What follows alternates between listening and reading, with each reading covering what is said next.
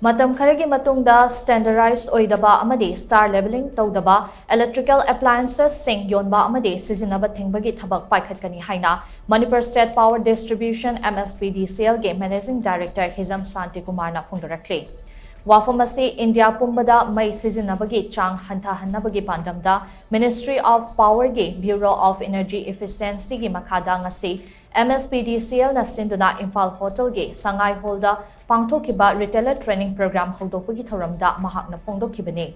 Manipur Lengaki Commissioner Power Dr. Silas Kumar Chaurasya MSPDCL Gi Managing Director HIJAM SHANTIKUMAR MSPCL Gi Managing Director NG Subhas Chandra Amadi Chamber of Commerce Manipur Gi General Secretary Sunil Kumar Patni na Maru Oiba Mitung Lensing Oiduna Pangthokiba Thoram aduda HIJAM SHANTIKUMAR na makha taraduna hai Bureau of Energy Efficiency na awareness program oina lepdana changsilakpa khongthang singgi saruk ama oina Manipur dasu training program ase pangthokpani. Training program ase retailer sing amadi miyam na ahongba mamalda electrical appliances sing leidana ba amadi retailer sing nasu asigumba product sing ase yondana ba haiba wakalona sida pangthokpani. Standard oidaba amadi star rated Toudaba appliances sing ase Sijinabana mai hena Chadana Maigi Chading Hena Chatpada Natana Sijinariba Miyam the Su Safaba Oihande. Pumnamak Asigi Yenglaga Mai Chadaba Amadi Sijinabada Safaba Potlam Sing Miyamna Sijinase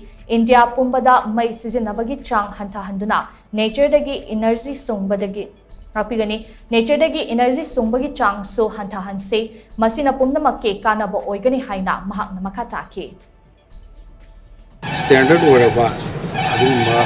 Star rated oiba energy efficient oiba appliances sing manufacturers in sabiba aduga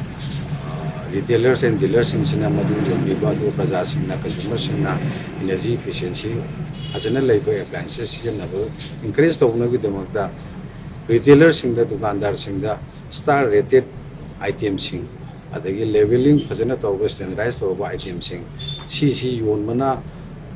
Moi the hen ship hengani aduga praja sing the su seasonal missing safety lay aduga efficiency lay economic way aduna mayamna punjila aganda bharat pumbu na su adu prithvi pumbu na su mai puthopagi changse handa halaga energy electricity se handa halaga